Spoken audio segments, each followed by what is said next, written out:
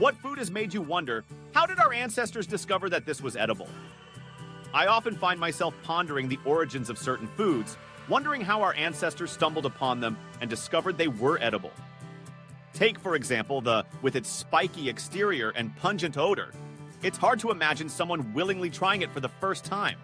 Yet, somehow, someone did and found it to be a delicacy. The same goes for oysters.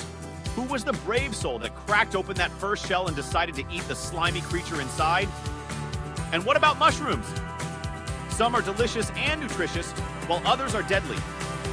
How did our ancestors figure out which ones were safe to eat? It's a mystery that will likely never be solved.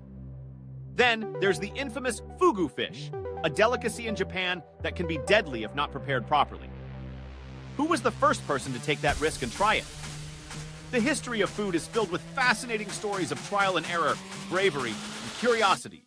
It makes me grateful for the diverse and delicious options we have today, thanks to the adventurous spirits of those who came before us.